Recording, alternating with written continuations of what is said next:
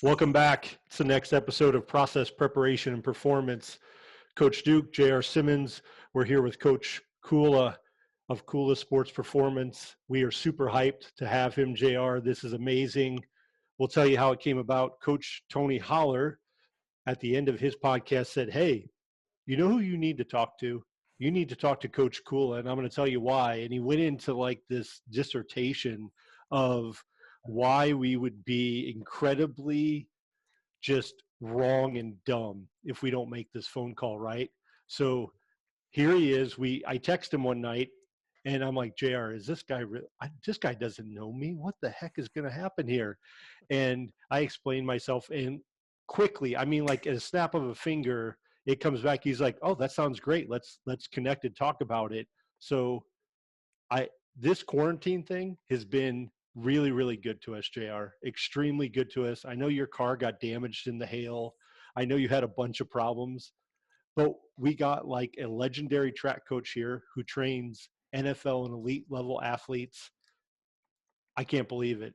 I just can't believe it. Coach, how you doing? Great. How are you guys? Great. Doing pretty good. Doing pretty good. We usually give an update about JR's cars, just so you know, because they got damaged in hail and they're getting fixed. But one of the great things that happened to JR this week, and he's going to laugh real quick here, is he got some concrete poured so that he can now protect his cars, which is really, really cool. Coach, do you guys, I know you're out in Colorado. How much bad weather do you guys got going on out there right now? You know, right now the spring's a little unpredictable always in Colorado. We go from 75 degrees to 6 inches of snow overnight. We've had a couple of those here in the last month. We've had pretty good weather by and large, but we've had a couple snowstorms. I'm in an area where we're a little above 6,000 feet, so we'll get 12, 14 inches occasionally. Oh my goodness! But in Colorado, it's gone in a couple days, so different than some of those Midwest states. We're pretty fortunate that way. Oh my goodness. Coach, I was reading your bio, and first of all, I can't live where you live. I can't do that anymore. Kudos to you. You're a stronger guy than me already just for living there. I can't live there. I was reading your bio. How do you get all this stuff accomplished in a day? Track coach, you're training elite level athletes, high school athletes. You've got your own business. You're at a school. How do you do all this, Coach? Man, I don't know. My wife might ask the same question. It's certainly challenging at times. I think I've been very fortunate with my job situation and the amount of load that I've taken on that way to be able to do some of that stuff during the day. I don't teach classes at the school that I'm at, so I'm a full-time coach, which affords me a little bit of time to be able to manage some of the other things and still try to do a good job for them. So, you know, it's just, I guess, very fortunate to be in a position that I'm in. I'm not, you know, teaching 6-7 classes a day and then rushing out to the field as per most high school coaches. So I think that's probably the biggest benefit, being at a private school and doing all that. And so, yeah. You know, Coach, you've coached some extremely world-class elite level athletes. And I'm really curious, when you first start to work with them or they first come to you and say, hey, what do you think? What are you looking for just to start with? What do you start with? Yeah, honestly, I've been absolutely fortunate in my career to have had, you know, the kids that have come through my program and athletes that have wanted to train alongside me. And I think, honestly, and I don't mean to downplay an elite level athlete, but you really have to look and assess every athlete the same. Whether you're working with a, you know, freshman in high school that's just, you know, green and trying to figure it out, or you're working with an NFL football player or a world-class track athlete, you have to assess what their needs are. And believe it or not, you know, NFL superstars still have needs, and they're not perfect. Now the funnel's a little tighter, and you're probably looking for some, you know, different things to enhance their performance. But it's still an assessment of what their needs are. You know, taking a look at what sport are they involved in. what are the energy systems that they use, and how can we maximize those for them through, proper training methods. So of everybody, who's the freak? Who's from another universe? Oh man, I mean, I've had the fortune to have some great ones. Christian McCaffrey's by far, I would say, and again, it's hard to compare. I've had males, I've had females. I think it's really hard to compare those athletes, and I've kind of had both sides of that. But Christian just is I mean, he's got some great genetics. He's got, his focus, and, I'm sure we'll talk more about him, but he is a freak. I mean, he's good at everything he does. The kid plays piano. He can swat the house. He's fast. He's good looking. I mean, he's kind of got kind of the Midas touch at everything he does. He's just an extremely talented kid. Coordination, muscle coordination, things like that are just at the elitist level I've ever worked with. On the female side, I've had MaryBeth Sant as a professional sprinter at 5 foot, 103 pounds, one of the fastest girls in the nation. I would say for her, her nervous system is as high a level of a nervous system as I've ever been, fortunate enough to work with. Wow. Anna Hall, who's now at Georgia, was a multi-athlete for me and a hurdler, and holds national records in the heptathlon, pentathlon, which you could argue is the best athlete in the world. Absolutely. And so really hard to take maybe as a top 3 athletes that I've had fortune to work with in recent years, and compare them. But I'd still have to probably put CMC up there as the word freak for sure comes to mind.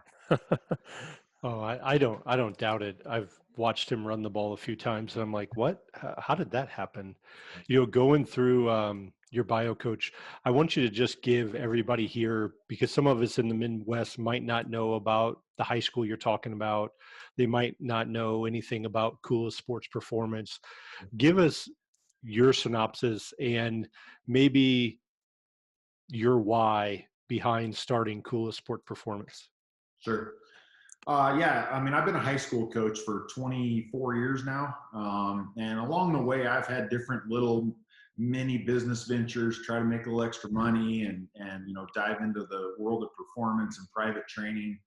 I think Kula Sports Performance was truly born out of kind of the necessity for a business model around training Christian and some other NFL guys, just to get outside and out of the umbrella of the high school and having, liability protection, all the things that come along with the business.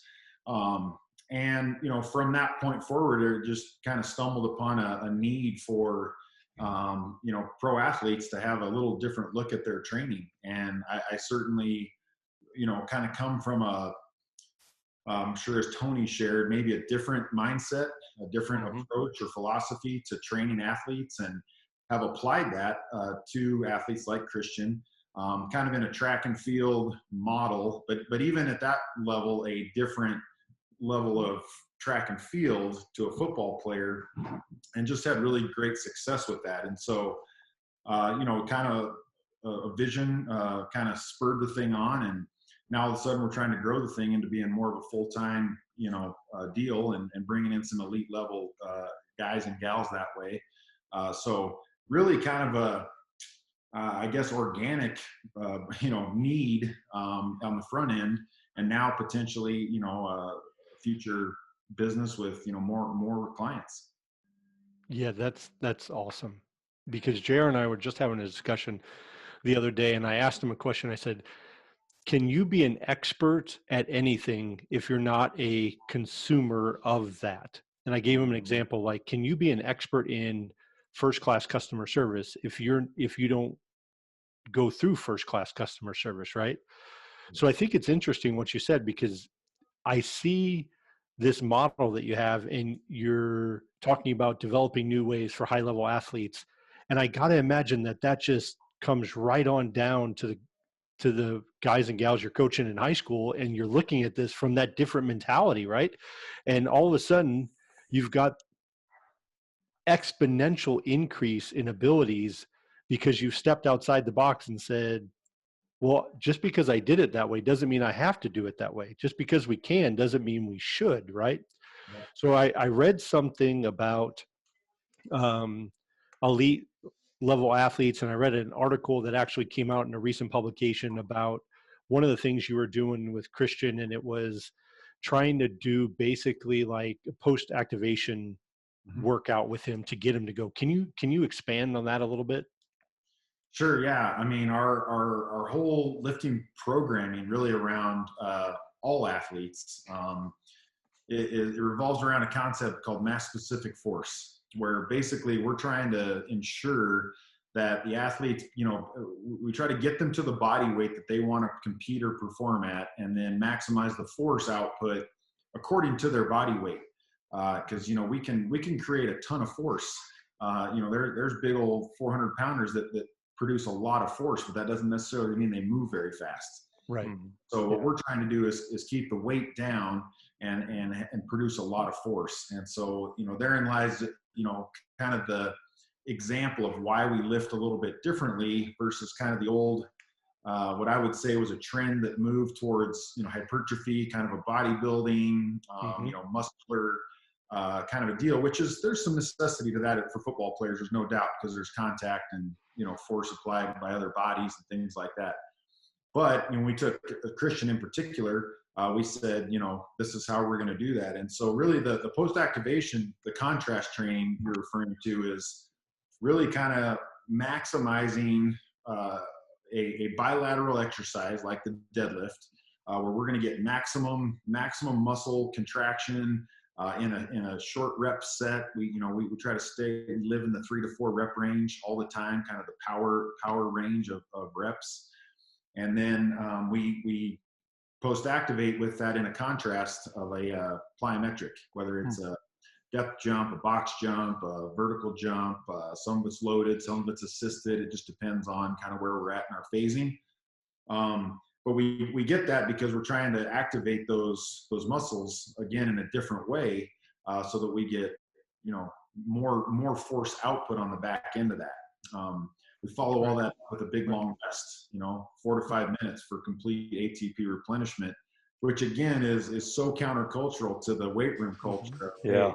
Keep moving, get going. We got to keep moving, and our biggest deal is we try not to train anything at depletion. And so that includes the weight room, that includes our running workouts, things like that.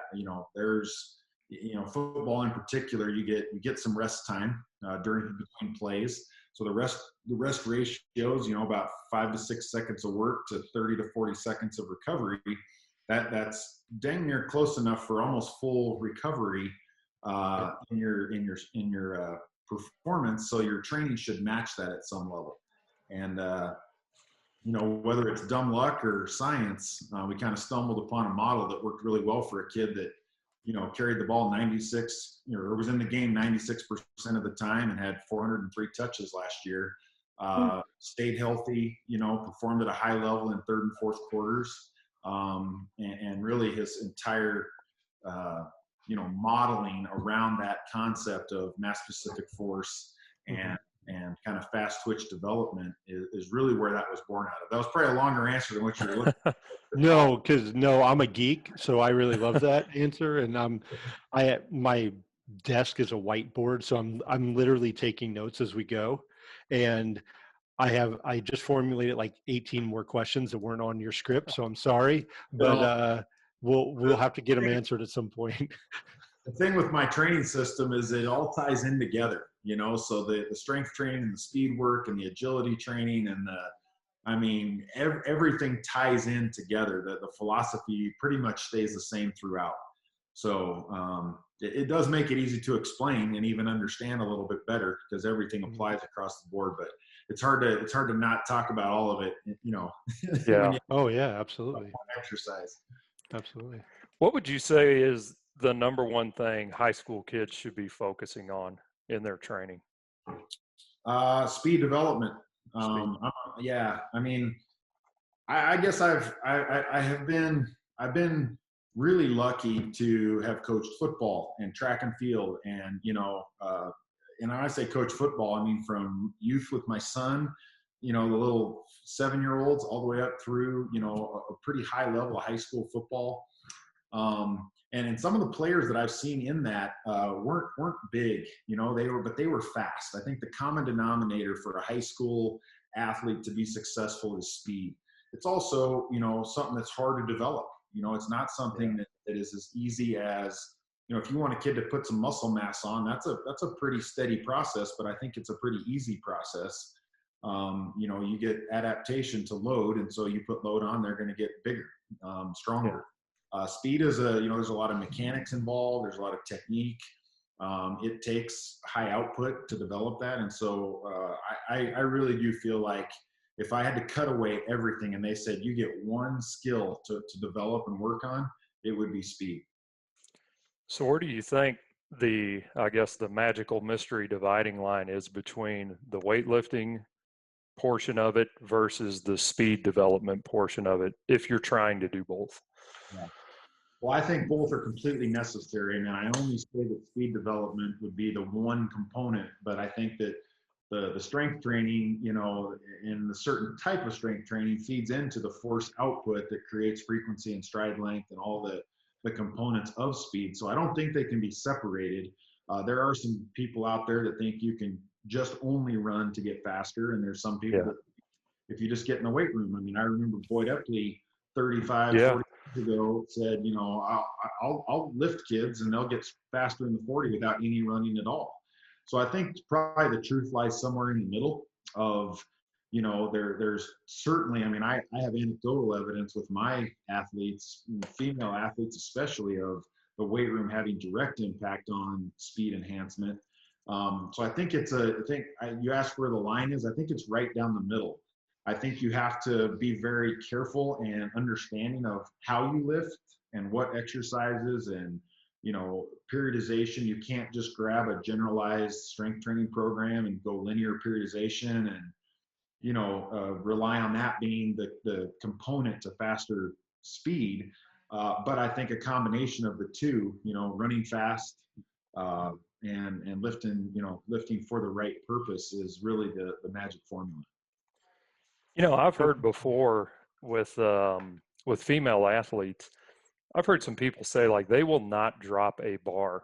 Like they would rather ride that thing to the ground than drop it. And I'm curious because you work with some pretty high level female athletes. What do you think is the difference there between them and the men as far as just from, you could say, the weightlifting standpoint, or even teaching them how to move from a speed standpoint? Yeah. For years, and maybe it's because you're one person in front of 100 kids and you don't know any better or whatever. I've never treated the girls any different than I have the boys. And I've had pretty high level girl programs throughout the years. And I think part of it's because I'm not afraid to get them in the weight room and lift them. There obviously is a concern about weight gain with the girls and hypertrophy, and they don't want to get too big. Which is where I stumbled upon the mass specific force concept of, creating a very strong athlete without putting any body weight on. That then, transferred over years into being able to do it with an NFL football player. And we got similar results. But the girls, I just think a lot of it is, it's nature nurture, right? If you create an environment where lifting weights is acceptable, it's understood, you've educated them scientifically that they're not going to look like a boy after they get done working out, that kind of a thing, and it just becomes part of your culture. You ought to see our girls lift weights. We got girls that deadlift and we drop from the top, so we try to kind of eliminate the eccentric movement to avoid that, time under tension and hypertrophy. In the weight room. And so we got girls, my 103-pound sprinter deadlifts close to 300 pounds. And she drops that sucker from the top, and we got, 15, 20 bars going in the weight room at any one given time with a bunch of girls. And it's impressive. And I really do think, there's a confidence piece to it. Clearly there's a science piece to the force application and the development of the rear chain, which is where speed is born. And so we just don't treat it really any different. And I think that a lot of it just revolves around the culture. Again, nature, nurture, you know, if you tell them it's going to be a bad thing, then, you know, likely it will be. We just made it acceptable and rolled from there. Yeah, our speed guy likes to tell all the kids, our strength and conditioning guy is amazing. You should meet him. He's awesome. I mean, typical high energy guy, but the thing that I think separates him is just the stuff that you're talking about, that you're looking at everybody and everybody's a little different and you have to know where to draw the line where. And I love a saying that he tells kids in the weight room. It's, hey, all that anterior stuff, that'll look good this summer at the beach when you got your shirt off. But if you want to be fast, we got to work on that backside a little bit, because otherwise you're going to be slow on Friday and you ain't going to want it. You know, I'm going to ask you a pretty loaded question. Sure. I think I know the answer, but you're the expert here. I'm not. I'm gaining knowledge. So, is conditioning the way we know it a thing of the past? Should we be even conditioning our athletes? Is there a point of running gassers up and down the field, running line drills in basketball? Is there a point of that, or should we start to look at it from a different point of view? I think it needs to be looked at from a different point of view, from the simple fact of we have a lot more knowledge than we had 30 years ago in regards to science and energy systems. And, you know, for us to stay stuck in that model of, you know, hey, I'm going to run gassers or pro sprints, or, you know, what I did because my coach who played at, you know, Alabama under Bear Bryant, this is what we did. They did it because they didn't know any better, you know, and I think we know better now, and we should be smarter than that, and apply some of those scientific principles. I also think it matters too with the age group you work with. I think, you know, the word condition, I hate the word conditioning, to be honest with you. I try not to use it. I don't even like the term strength and conditioning coach. I like to be a strength and speed guy, you know. Good job. Yeah, I like it. You know, conditioning, obviously there's some sport specificity to some level of aerobic capacity. But I'm a firm believer that you can take anaerobic work and stack it and create a very high speed reserve and really enhance your aerobic capacity through that. I think Christian's a perfect example of a kid who he never runs over 30 meters, and his total volume in a week, you'd fall out of your chair if I told you how much he runs, which isn't very much, and is able to still go into a training camp and take all the reps and, you know, play 16 games at 96% of the snaps. You know, people would wonder, well, man, he must just run all off season to be able to do that. And the answer is we don't do that at all. So, and similarly in track, you know, we're a low volume program, very much tilted towards speed development. And again, we ran the 4th fastest time in the country last year in the mile relay, basically on speed reserve. You know, our kids at their 85, 90% were just that much faster than the other kids they were racing. And it didn't get there by having a really strong back end of the race. We got there by having a really strong front end of the race. So a lot of it's how, you know, just how you want to approach it. There's different ways to skin a cat. I think part of my philosophy in that comes from the kind of kid that we're working with these days, you know, and we don't have the 50s and 60s, you know, type kid that grinders that'll, you know, walk through the fire for you all the time. And so I think it matches their mentality a little bit better. And then again, I always try to fall back to what does science tell me? You know, and science tells me that this energy system is more prevalent in this movement or this activity. So that's where we're going to live in our training. Yeah. You know, in medicine, we always say that we practice evidence-based medicine, right? And there's no reason why it shouldn't extend to everything else. It's evidence-based. Somebody tried it. It worked. It didn't work. What do we learn from it? What's the sample size? You know, and go from there.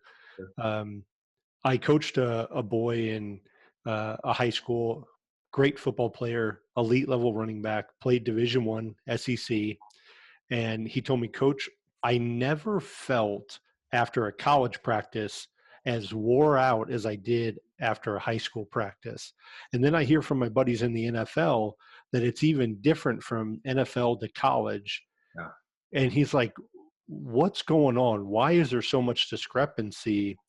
And I got to think some of it is just our level of knowledge and getting past some of our own kind of obstacles to look at things in a different light.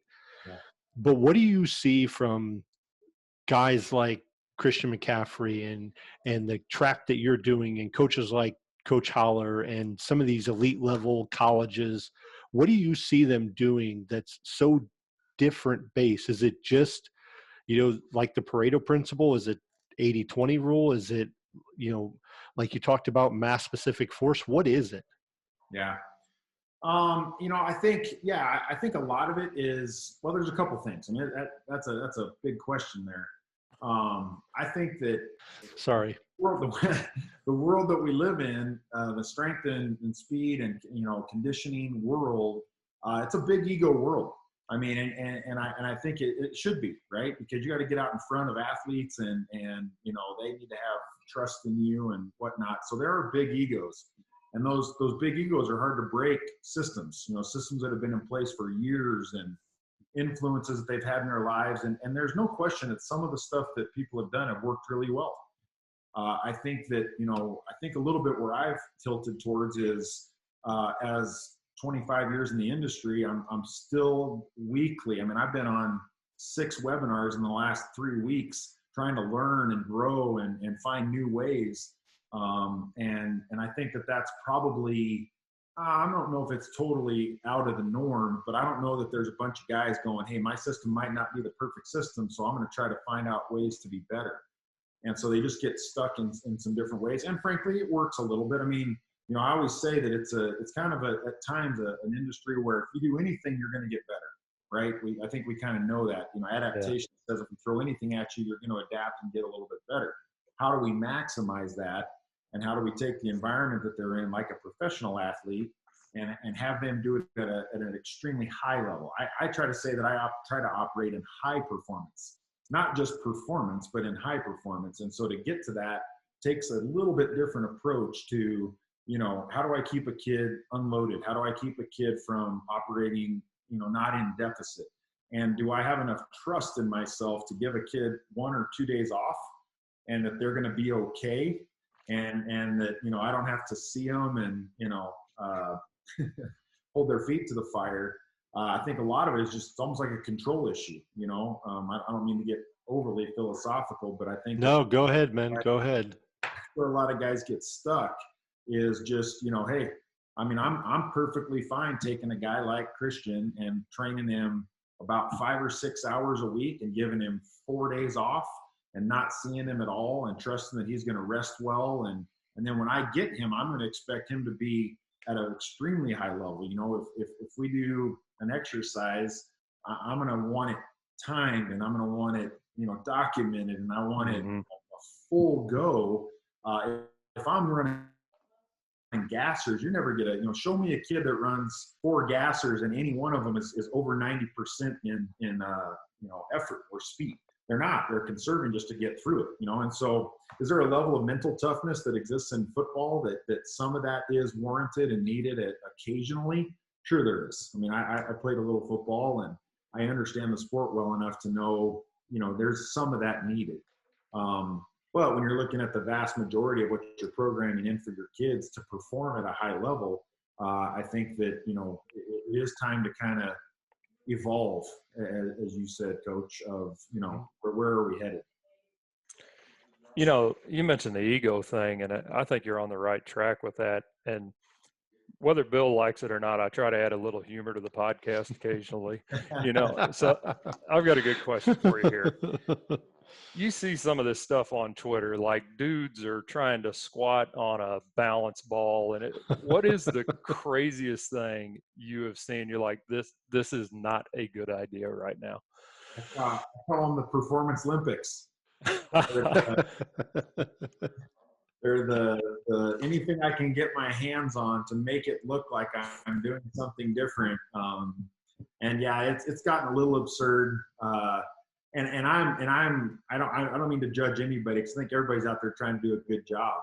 I think I'm probably the antithesis of that, because I've tried to go back to old school. I mean, my dad was a 35-year coach, strength conditioning, former bigger, faster, stronger, faster power, NSCA, Boyd Epley kind of a guy. I grew up in that, watching that. And I kind of pondered over the last maybe 10 years of my career of, why always something new? Why was it that, some of the Eastern European countries and Russia back in the 70s and 80s, when they were kicking everybody's butt all over the place, they were probably doing some pretty good stuff. And, if you look at like even the mass Pacific Force stuff, a lot of those concepts and principles come out of Eastern European, Russian type training models, which, I think they were way ahead of their time. And why did we get away from that? And I think a lot of it had to do with, well, I got to put my stamp on it. So we're going to add this band, and we're going to add this stick, and we're going to add this cone, and, the different things. And we're pretty simple in our approach. I always say, like, my mantra is we're going to run fast, lift heavy, and rest often. That's kind of our mantra. I don't think you need all that banana stuff. So I don't know. I think the funniest thing I saw this season of this COVID stuff was a device that somebody was wearing on their back, almost like a backpack, that had like spring-loaded cords that kind of attached to your feet. What? So kind of on a thing kind of a deal. And it was like, but you could run with it, right? It wasn't like a Vertimax machine or anything. It was literally like a wearable, I'd call it a wearable Vertimax. And it was getting poked fun of a little bit. And you know what? There's probably some validity to it, right? I mean, there's probably some good stuff around it, but it just looks so goofy. And, in my mind, I'm thinking, why don't you just run some fly 10s and go deadlift? You'll accomplish the same picking thing. So. You mentioned the Soviets, kind of the Soviets there. And I remember reading some things back in the day, like you said, they were so far ahead of the curve because just the way they did things, it was more volume and intensity instead of some of the stuff that was getting in vogue, and even today, I mean, I got a Bowflex here, I'm not going to go out and, try to lift free weights and whatnot, but I think over time, and you can kind of speak to this, I kind of know what works for my body. And I think that just kind of comes from experience a little bit. Sure. But with the elite level folks, what you kind of mentioned before, you're looking at, nothing over 5 seconds, doing about 3-4 reps and whatnot. Mm-hmm. What do you think's kind of I would say the norm for those folks that kind of puts them above, say, somebody like me who just wants to stay in good shape and just kind of works out when they can? Sure. Yeah. I mean, I think the answer to that is knowing, Tony Holler actually says it great. He calls it knowing how to cook versus having a recipe. And I think that's been a great analogy for me to run with of, I know what my system and my blocks are in my head of what we want to accomplish.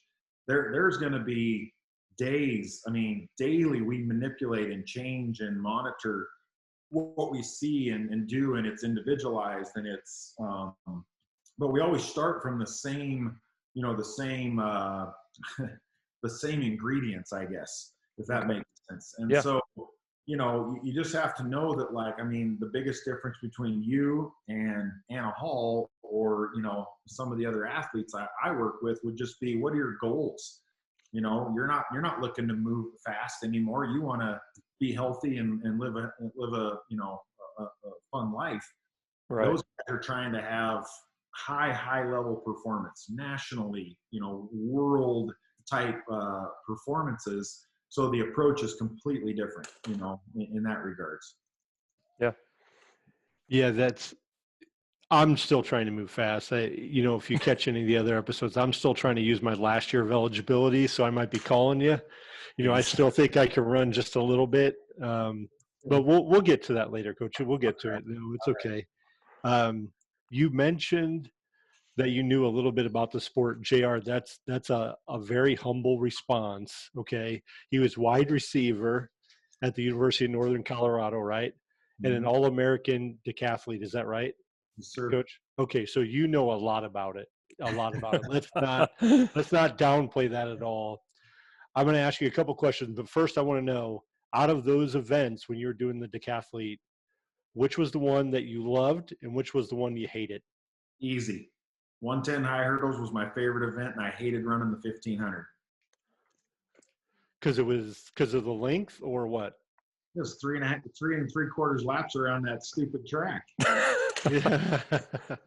I don't blame you. If you got to go that far, you should drive. I've teased some of my athletes of, my system of fast twitch development and this kind of less is more approach, probably born out of my own athletic career where I didn't really like to run that far that often. So yeah, I was more of kind of a speed power guy for sure. And I liked those jumping events and the short, fast sprints. And, the 400 hurt a lot and the 1500 was miserable. So yeah, there's your answer. All right, sweet. Dive into for us, if you can, RPR, reflex performance reset. I know some of our listeners know about it. I've researched it myself, being a physician, but give us a good overview of it and how that plays a part, not only to your high school athletes, but to the elite ones. Yeah. Yeah, it's a new system to me. I just got certified in the fall. I thought it was a great course. I'm always looking for tools to put in my toolbox.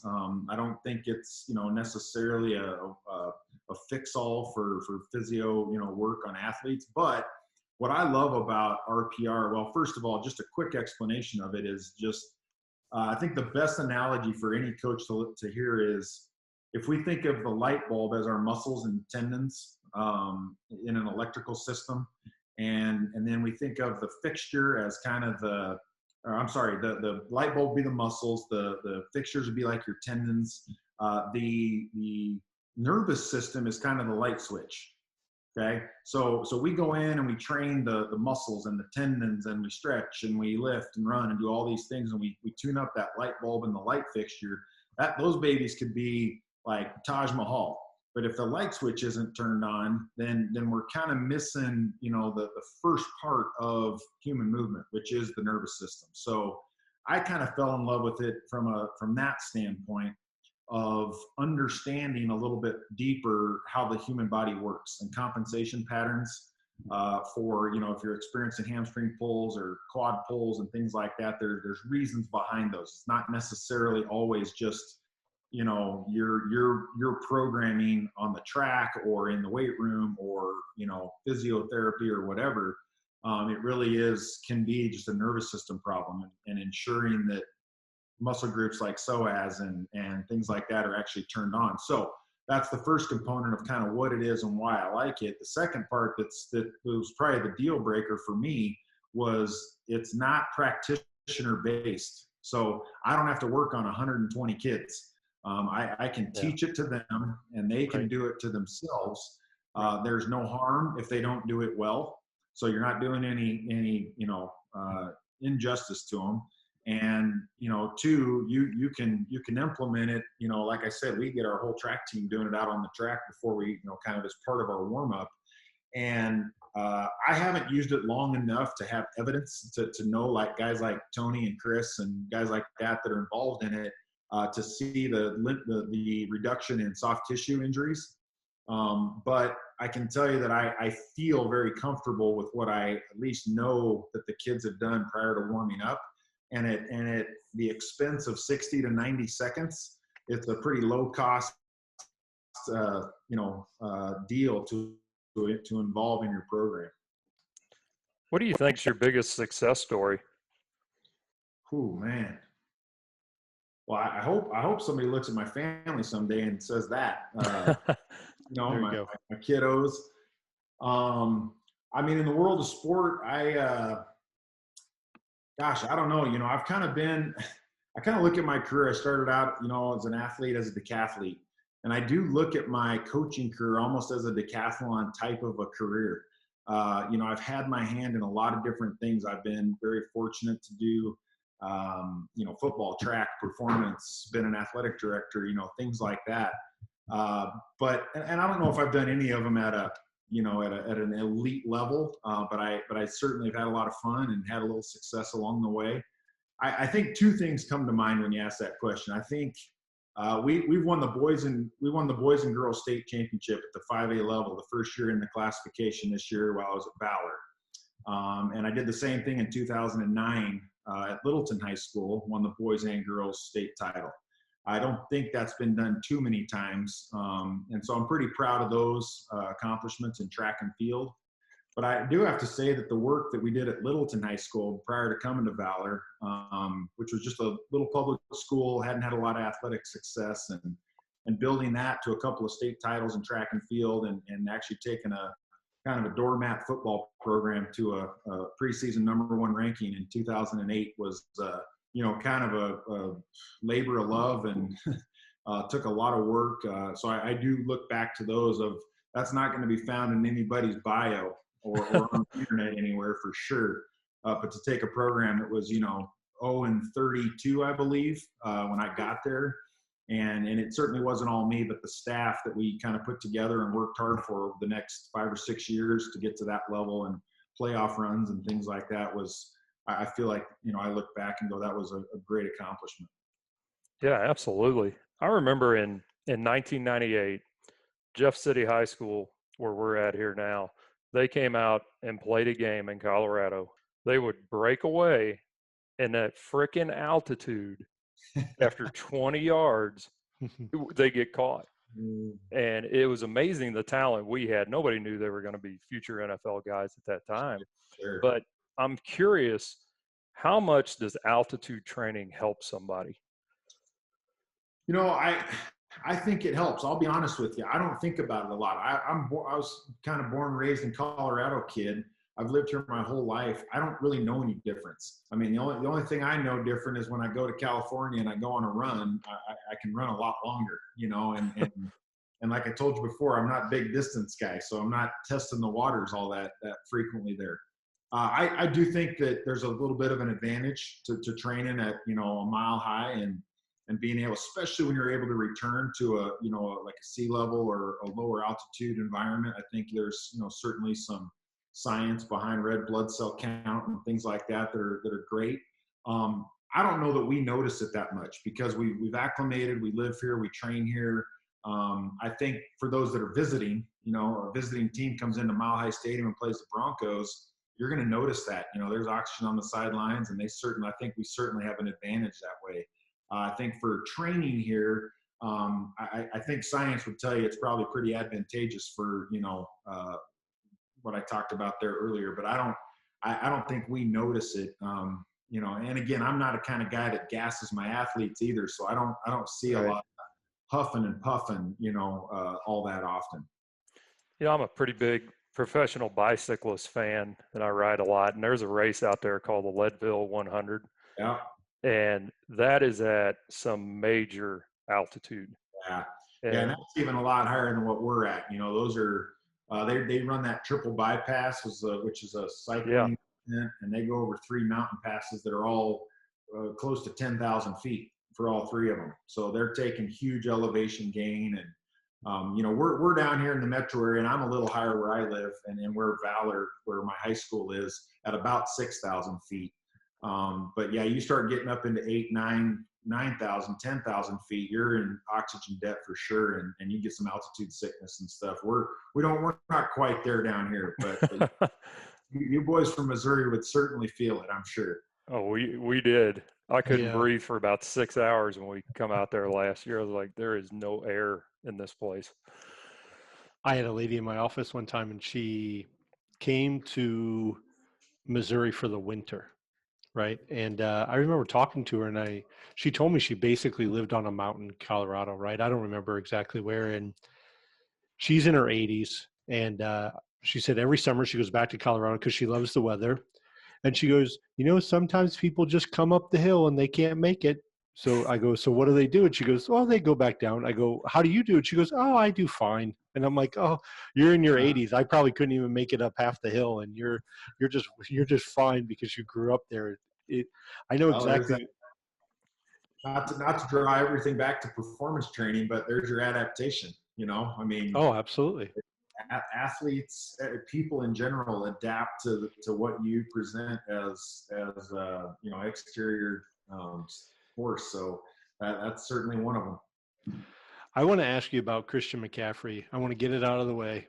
I want to ask you about it because I feel like you probably get asked about it a lot, but I want to ask you maybe something a little bit different. Sure. I've heard about his training, nothing over 5 seconds. You talked about some of it. You talked about his his work with deadlift and then going into some, plyo movements. I want to know something like this. He did a move, he did something, and you just jaw dropped because you were like, oh my goodness, what just happened? Because we've all watched athletes before and just kind of look at another coach and we're like, I don't even know how he did that, right? So give me one of those stories. I got two of them right off the top of my head. Perfect. I'll tell you one that I always tell, and then I'll tell you one that happened this week. Okay. All right. So when he was a junior in high school, we were doing a walkthrough. I think it was a Thursday before a Friday game, and we were running some plays on air down the field. And he was on the right side of the quarterback in shotgun, and we sent him out on a little flare route, and our quarterback threw it kind of behind him. And without even missing a stride, he just stuck his left hand back, grabbed the ball, and kind of turned away from the line of scrimmage and one-handed that thing right into his rib cage without ever touching it with his right hand and just scooted up the sideline.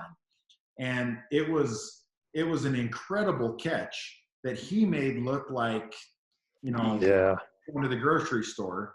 And it was seamless, and I kind of I happened to be on the sideline that he was running towards, and I kind of looked at a couple people like, did anybody else see that? Right. And there are lots of things that he did like that in high school, but that's one that stuck out in my mind of that kid's different. Just this week, we're throwing a little bit after a session, quarterback in, and we were doing some routes, and he took off on a fade route, and he bobbled the ball off his hands on the front end, which doesn't happen very often, but it kind of bounced up over his head as he was running, and he reached behind with his two hands and caught it behind his back. In full stride. I mean, and again, Man. he does it like it's just no big deal.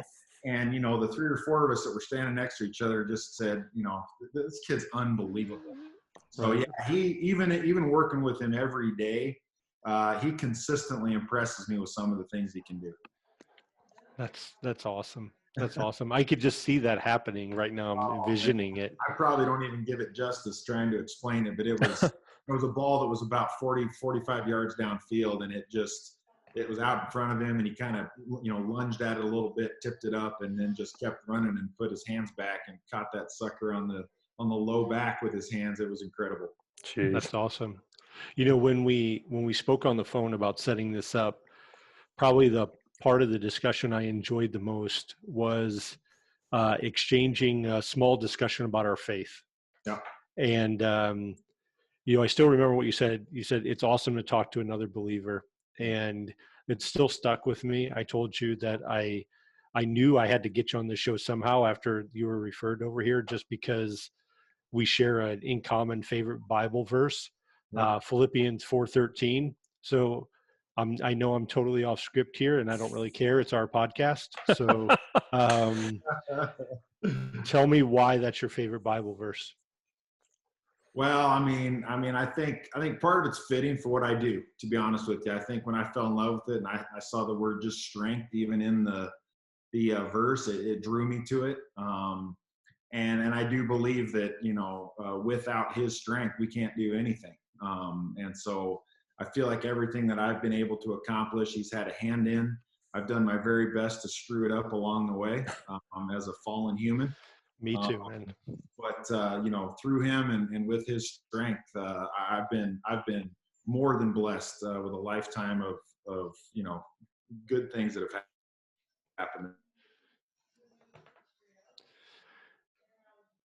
Yeah, I totally agree. I couldn't agree more, to be honest with you. It's something that happens, and it happens all the time, and sometimes it smacks you in the face, right? And that's part of the beauty of it. It is. Yeah, no, it's been great to be at a school, a Christian environment where I'm able to share my faith, and I appreciate you even bringing it up. There's a lot of platforms where you feel like you need to be cautious. I'm usually not very cautious. I'm fine to throw out, my Lord and Savior's my number one deal. But that doesn't for sure mean, I think as long as I got a moment to witness to others, that certainly doesn't put me any better than anybody else. I mean, I've made lots of mistakes and tried my best to fumble and throw interceptions as a believer. But thankfully we got a just, fair God that, you know, is forgiving and graceful. So thanks for bringing that up. I appreciate it. Absolutely. I'm going to feel remiss if we don't give out some technical tip. And I know you've done some webinars and stuff, and give me a couple technical tips for one, a football player. Let's pick a tight end who's working on his speed. He's that guy who is working on, you know, mass specific force, like you talked about, and a hurdler. And just two different things, but I get it. But give us some technical tips, some things like, I got to see these two people do these two things. Sure. That's a fairly easy deal. So one of the big things we work on in any kind of speed development arena, primarily, you know, I'm working currently with a tight end. So thanks for making it easy for me. There you go. Kid that plays up with Green Bay, but pushing through the feet, teaching athletes how to push through their feet it's huge for them to be able to kind of realize better speed. There's a ton of wasted energy in a kid that doesn't, or an athlete that doesn't have proper dorsiflexion when they strike the ground.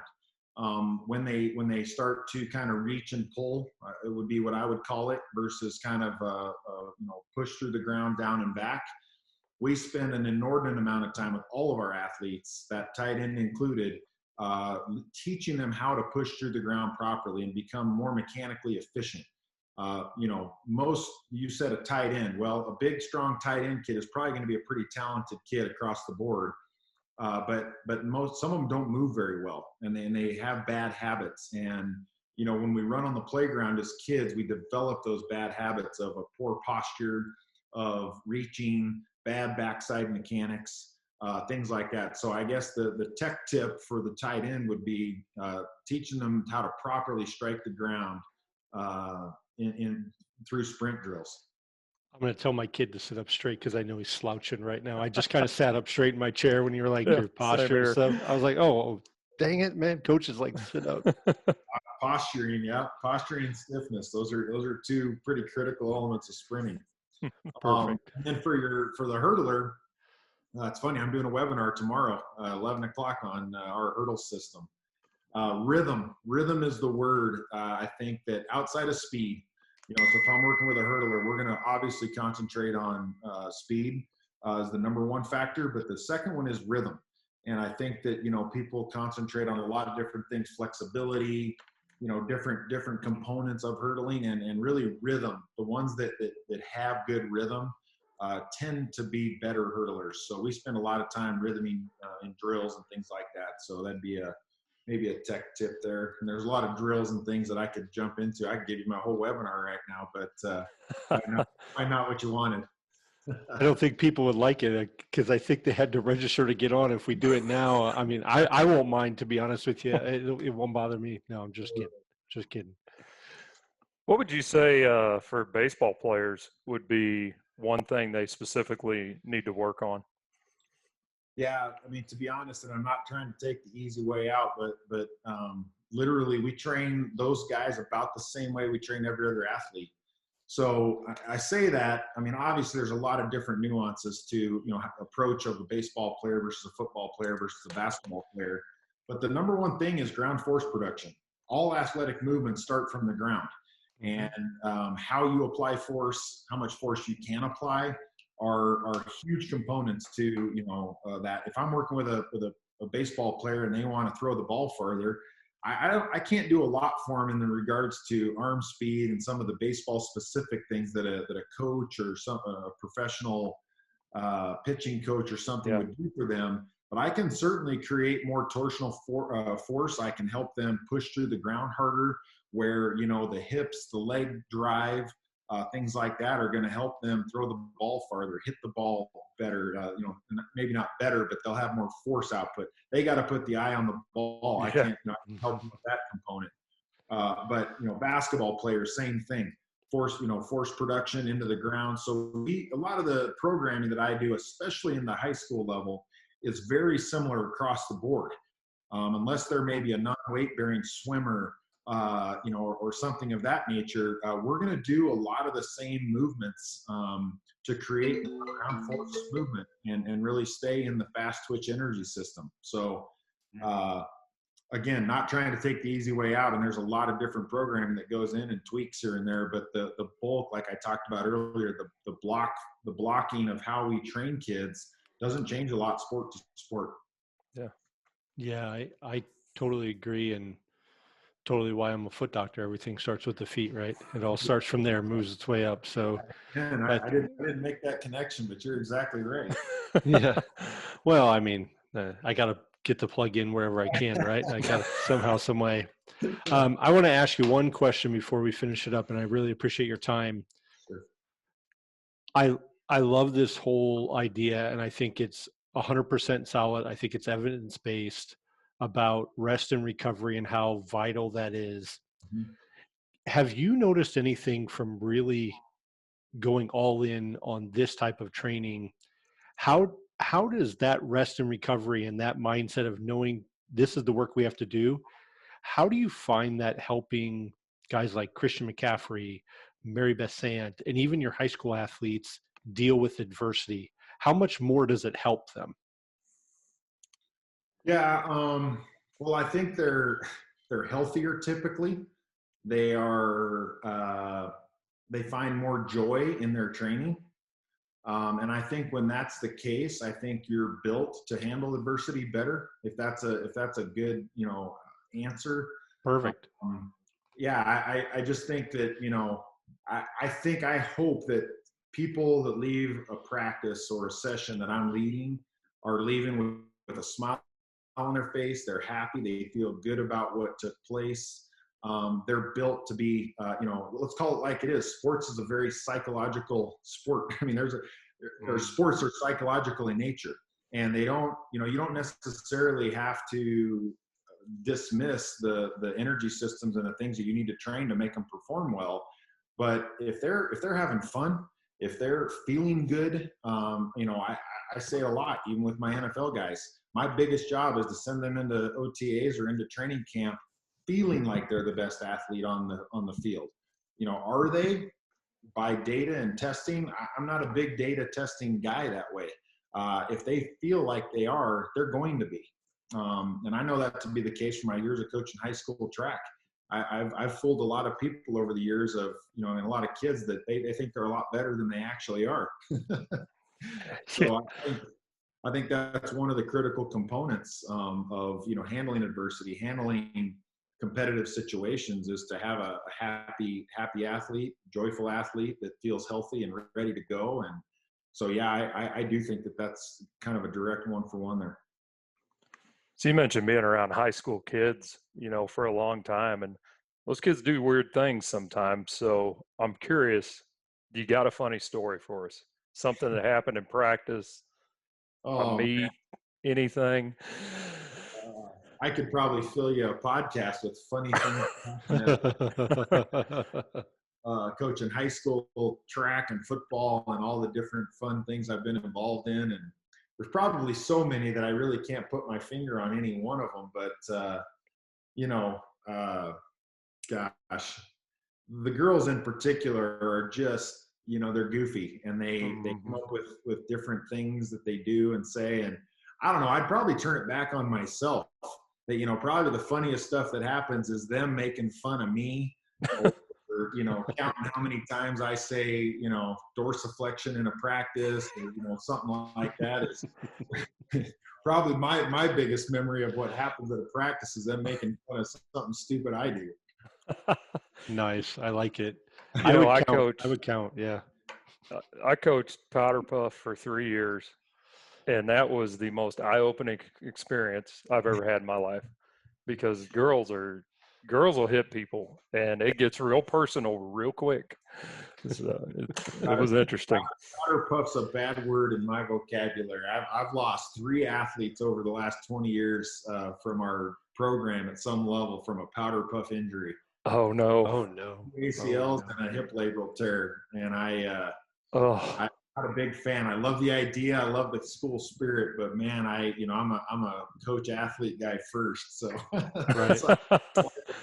don't like that game very much.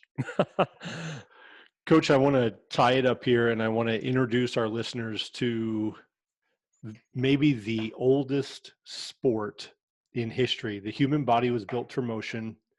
And I know some people are going to argue that lacrosse was the first sport ever. I've talked to a bunch of lacrosse coaches and they've taught me that. But I'm going to say the first sport that any of us ever played was probably tag.